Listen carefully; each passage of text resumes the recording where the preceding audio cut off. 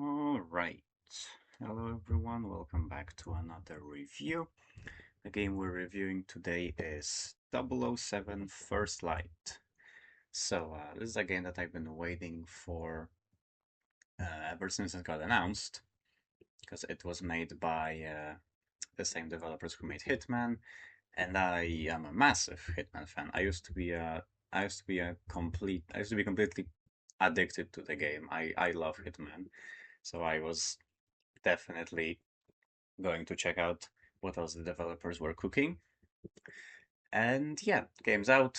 I beat it and I'm ready now to give you guys my review on it. As usual, we'll be splitting the review into two main parts. One of which will be spoiler free.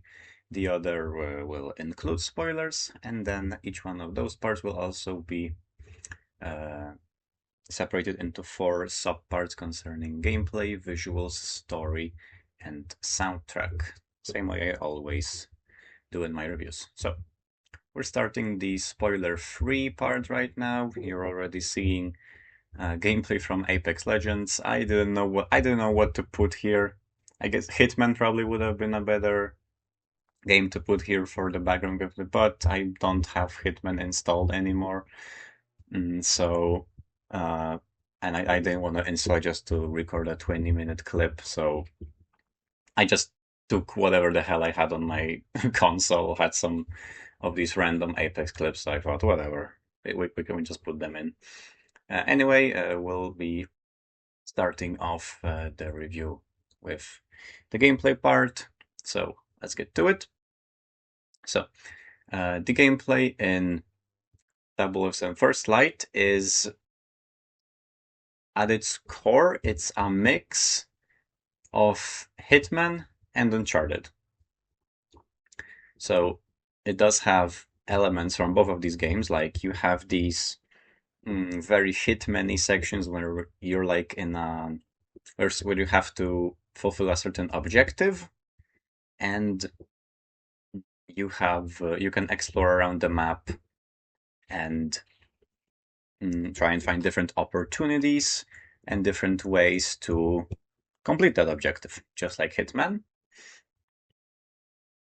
However, apart from those sections, there are also a lot of very Uncharted-esque action sequences where you're just fighting 20 guards at the same time, or you have these big stealth sections where you have to make your way through a whole section filled with guards trying not to give away your position. Also very similar to Uncharted. Because if you fail, it does end in a shootout. So yeah, it is just like Uncharted. And and it is a pretty, I guess, mm, interesting mix. I love both Hitman and Uncharted, so it's like a combination like that sounds pretty cool on paper. In practice, the execution I think is just fine. So without getting into spoilers, I do think that I'm just gonna say that like this game handles both of these, let's say, worlds in a decent way, but not as good as the let's call it source games, so Hitman and Uncharted. So mm, to put it simply, this game lets you have both Hitman gameplay and Uncharted gameplay in a single game, but the quality of these like two particular gameplay systems are a little, let's say, worse than in the original games. Like there is not as much, like for the Hitman part, there's not nearly as much freedom as you have in Hitman. This game really, like, even when you have these sections where you have different options and you can uh, you have some freedom to do the mission the way you want, there's still not as much freedom as Hitman. The game still holds you like on the story path to a like the game still holds you on the story path and kind of limits your freedom that way. So that's why I think it's like a worse, slightly like quote unquote worse version of Hitman. And for Uncharted, well, the gunplay and like overall combat is not as like fast paced. That doesn't feel as like smooth as Uncharted either. So, like I said, for the price of having these two games uh, in one, they're a little bit less enjoyable than like the Source games. So yeah, I think that's what I gotta say on the gameplay. Let me just. Oh yeah, I guess one more thing that I can add here that qualifies as a non-spoiler. This game does have the same always online bullshit that Hitman does. Unfortunately, you always have to be connected to the internet to play the game, which is a shame, which is annoying. I mean, you're probably mostly connected to the internet anyway, so I guess it's not that big a deal, but it is, a little annoying that you have to do that. Moving on to the visuals. So, overall, I think the game looks good. I didn't have any problems with it. Like, when it comes to the quote unquote raw visuals, as in like, texture quality and all that, it is like fine. I mean, the game does kind of look like a PS4 game, but that doesn't bother me. Like I've never been the type to count the pixels on the screen and get upset when the textures are not more realistic looking than real life. I don't care. I think the game looking like a PS4 game, which I think it does, is completely fine. I I thought PS3 games already looked good, so like I don't mind that. When it comes to the like environments that you visit, they're not terribly impressive either. Like there's a couple of cool environments, but there's nothing that will like blow you away uh, on like the visual department of this game. There's also a couple of like visual bugs. So there's a lot of these cases where some textures will be like really get like really weird, like flickery, I guess. So, I mean, like it's especially visible with characters who have like beards or really short hair, and there's a few characters like that. Then, like their beards and their hair uh, just keeps flickering in this really weird way, and it's not the biggest deal in the world, but it's still a little weird. There's also this there's also this weird, like I don't know what to call it, like this kind of blurry effect that appears on a lot of characters' clothes. So there are a few of these weird texture bugs, and overall, like from the texture side, the game's not like the greatest, but I don't think that's that big of a deal. I don't really care that much. However, what this game does do right is the animation and like the cinematic visuals. I'm not gonna spoil anything, we're in the spoiler-free part after all, but I do think that all of the animation for all the characters, like all the combat animations, all of the cutscenes, and especially all of the like cinematic sequences are all super well done and are probably this game's strongest suit. I'll get into more detail in the spoiler-free part, but for now, that's what I'm leaving you with. That's definitely something the game does right is the cinematic sequences and like cutscenes in general. I think are animated really well. So that brings us to the story element. So I will talk about it in some more detail in the spoiler full part, but for now, I do think the story is good. It is not terribly deep, but Then again, it's a James Bond story. It shouldn't be deep. It does the story does really capture the James Bond feel super well, I think. It's there's a lot of action, there's a lot of one-liners, there's a lot of cinematic sequences. It's really like James Bondy. It's very cool in that regard, and I enjoyed it a lot. So for now, what I'm leaving you with is if you're a fan of James Bond or Uncharted or just crazy action, crazy cinematic action in general, I think this game will be a treat for you. Really. You should definitely give it a try if that's the kind of stuff that you like. So yeah, that's it for the story for now. Let's move on to the soundtrack, which I literally have nothing to say on. The only song that I remember is the title sequence song, which I think is good. Like, it's not like the type of music that I would listen to, but it does feel like a James Bond intro song, so that's good. And I didn't pay attention to the soundtrack at all, apart from that. So, yeah, can't really comment, but the title song was cool. Right. Guess that's that for our spoiler-free part. Now let's go into some more detail because there are a few things that I would like to talk about. So, spoiler full part starts now.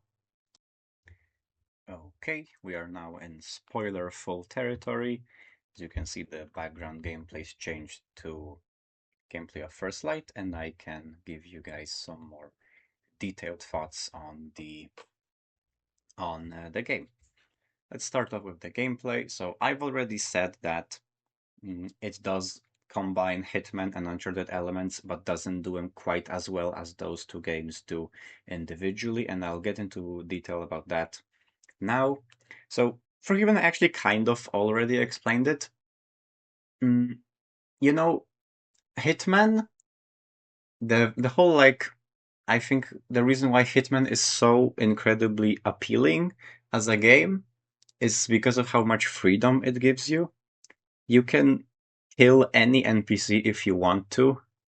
You know, it's not always the best idea, but you literally can just pull out your gun in the like out in the open and just shoot a civilian, and the game lets you do that. Like you can if you want to. And First Light doesn't have that. It is a much more like constricted version of Hitman, where it does have these sections where you can, like for example, there's a part where you have to mm, make $100,000, and there's like 8 different ways you can make the money, and you only need to use like 3 to get the required amount. And it does feel very Hitman-y because you have this huge open area and a lot of like people you can talk to, a lot of these little missions you can do to get this money. It does have a lot of these very Hitman-y things, albeit more story focused. You can't just pull out the gun and shoot someone out in the open. You can't do that. You also just can't. Like, getting into areas is also a lot more constricted, because in Hitman, all of these mission stories are there to help you and provide opportunities, but they're not the only ways you can progress the mission. While in this game, they are. If you don't make that $100,000 using all of those options given to you, you cannot finish the mission.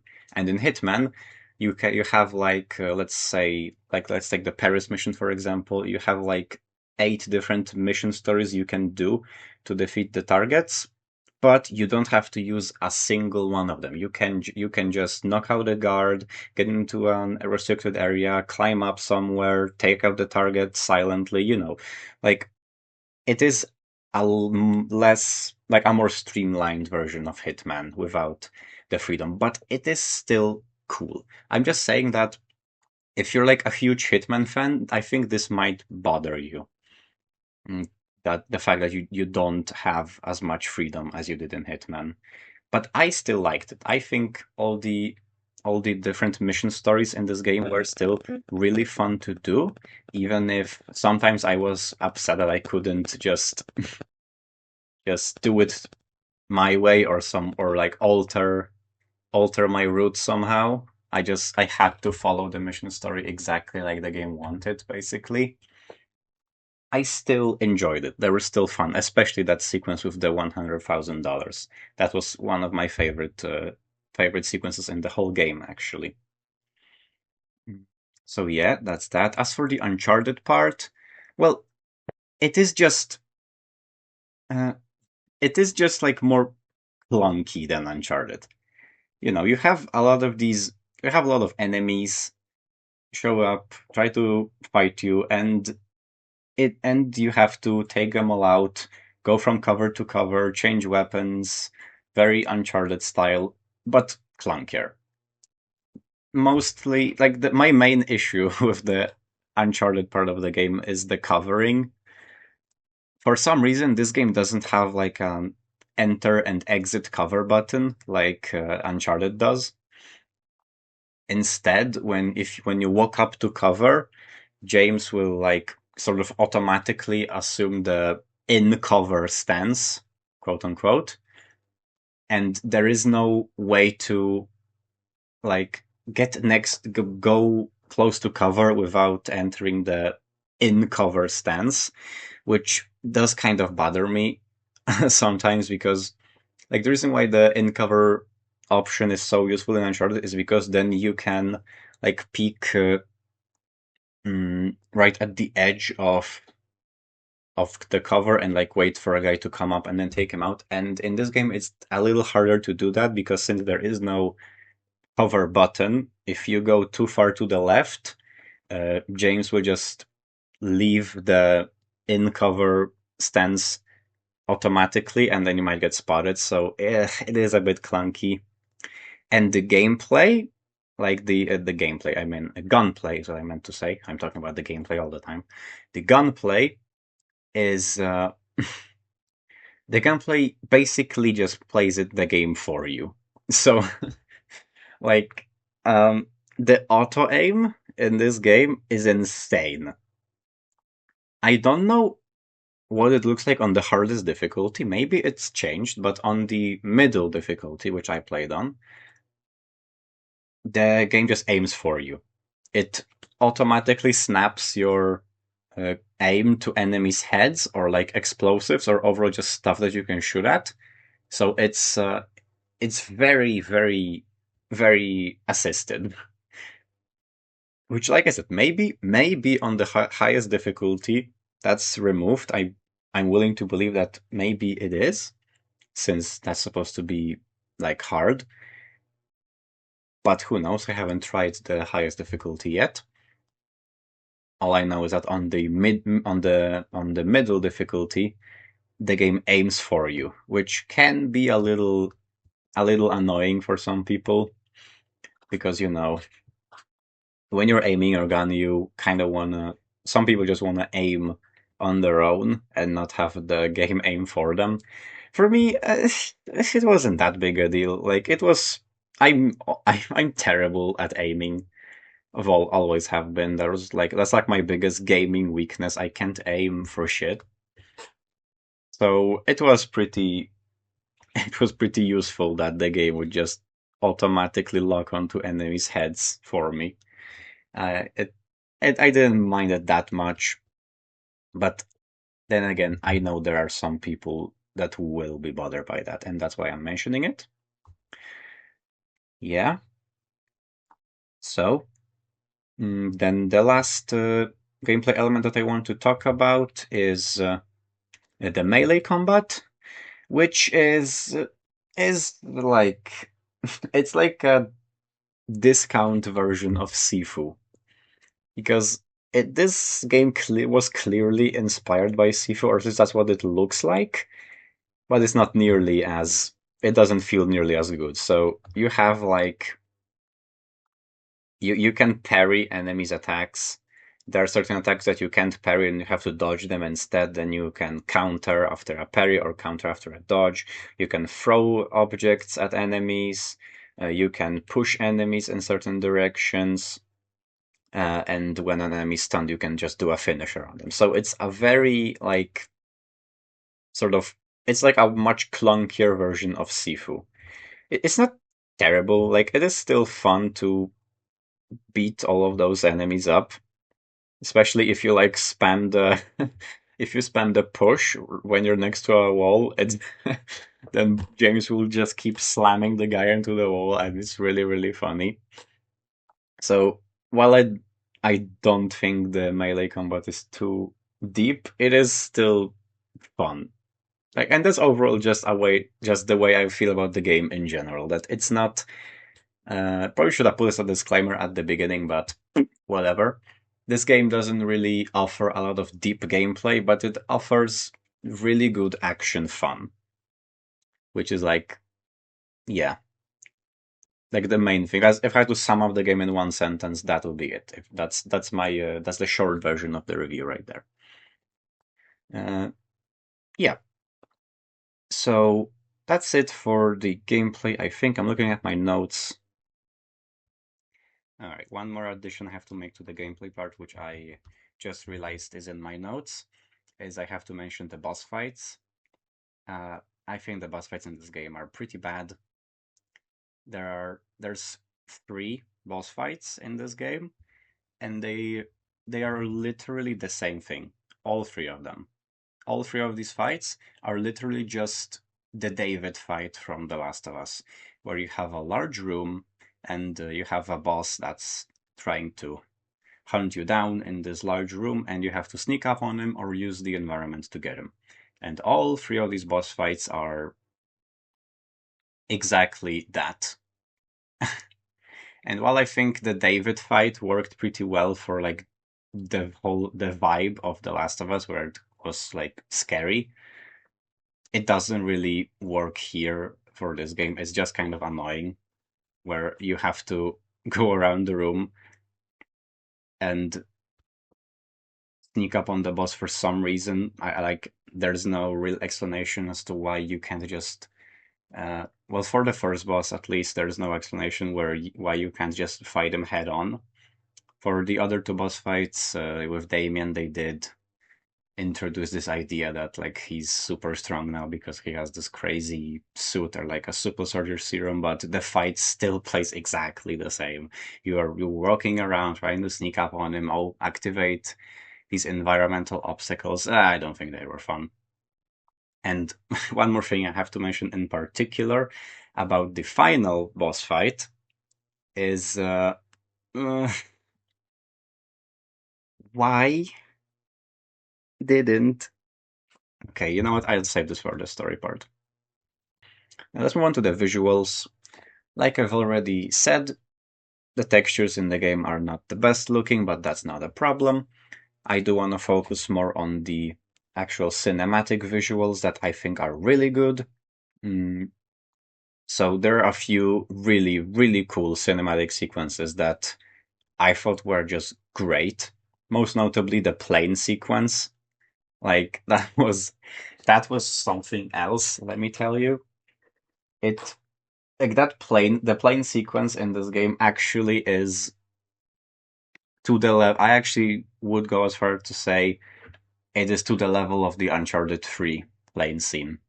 Like, I still like the Uncharted scene better just because it's more iconic, but the plane scene in this game was awesome as well. Like, you're chasing the plane in this like little, I don't know what to call it, like this truck with like a ramp on it, which is probably used to like load stuff up onto the plane, if I had to guess. And then you jump up onto the wing of the plane as it's moving. and then you go inside and this is like the craziest part. You hack the controls of the plane, and then you can use R1 or L1 to actually move the plane in midair and knock everyone inside all over the place. It's so cool. I love the plane sequence. And there are other cool cinematic scenes as well. Like there's this part where you're in a crane and the whole crane's going down and you have to run down the what you call the arm of the crane as it's all coming down. There are a lot of really cool of these sort of mm, spectacle scenes in the game, which I think were really cool. Yeah, let's move on to the story. So I do want to talk about quite a few things here with the story. So let's get started with discussing the story. So, as I said, it is very like James Bond-esque. I'm not I'm not like the biggest James Bond fan. Obviously, I do realize how iconic of a character he is and that action cinema literally wouldn't exist if it weren't for James Bond. I get that. Sure. But like actually watching his movies, I thought were just like actually watching his movies that was never that fun to me. Like I respect I respect I respect the character and the movies. I've seen a few of them, but they were never something that like really, grabbed me. That being said, this game does capture the James Bond feel super well. Like I've said, there is so much crazy action, like the plane or the crane sequences, and there's so many one-liners you couldn't count them all.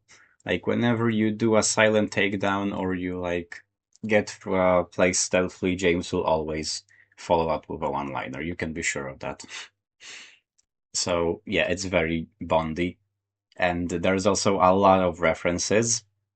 I'm sure that someone who's like really into James Bond movies will probably pick up on a lot more references that just completely went over my head. I was able to pick up on a few references to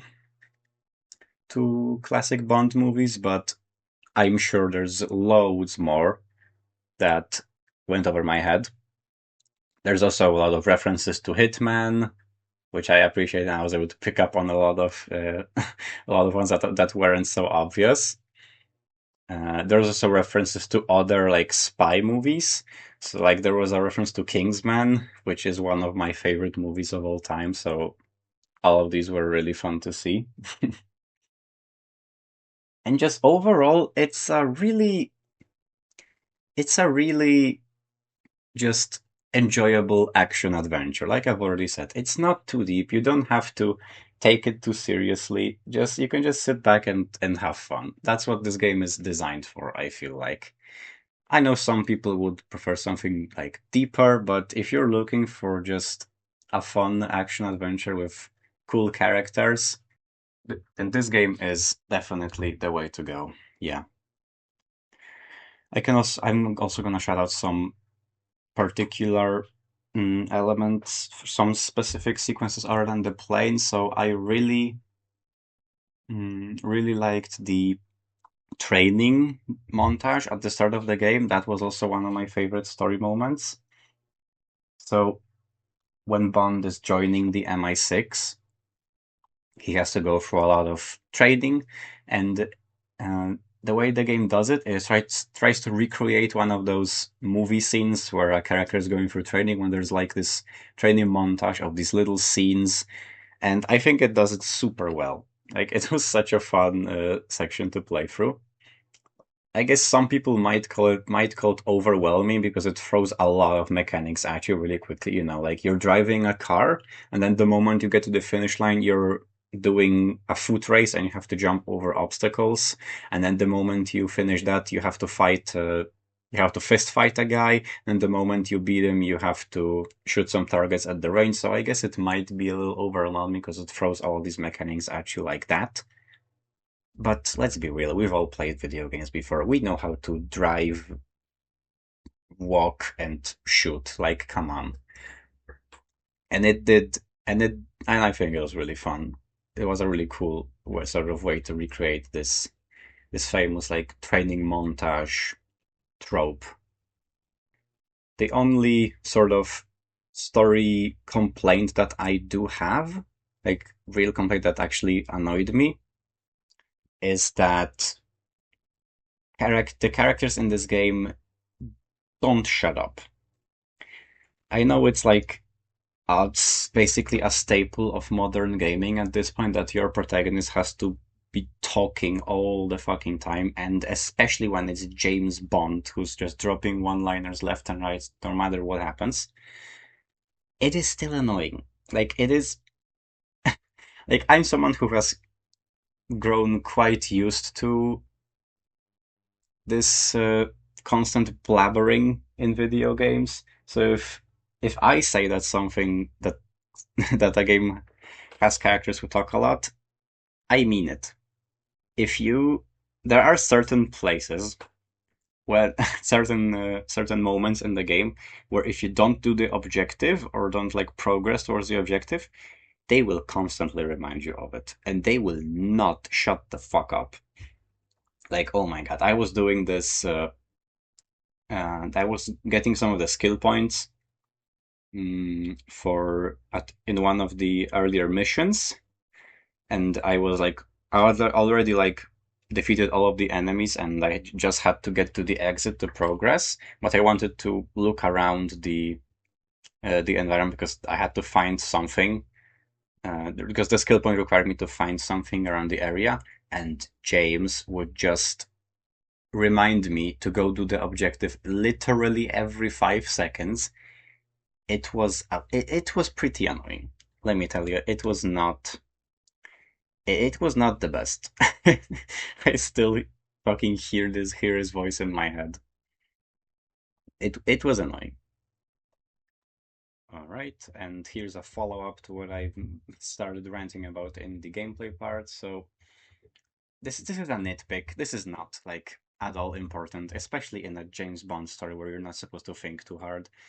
But oh my god. Like first of all, I really didn't like the final chapter, like the final boss being Damien again. I thought that was kind of lame. I really thought they were gonna like introduce some sort of secret villain and make like a huge plot twist that I don't know, like the uh like fucking Bavma's gonna be the final boss or something like that. But but yeah, they made it Damien. Somehow that he survived getting thrown off a cliff and crushed by metal pipes, which I thought was kind of lame. But what's even more lame, and I have to rant about this, it's not important. It's not important, but I have to rant about this. So, Damien's wearing this super soldier suit, right? Like he's completely covered in bulletproof armor, except for one spot, the back of his head. Why? Why did the developers design his suit that way? Why? That just like all you needed to do was make his mask cover up the entirety of his head and there wouldn't be a problem. For some reason, they had to make the back of his head exposed and not use that as like an actual weakness in the fight at all.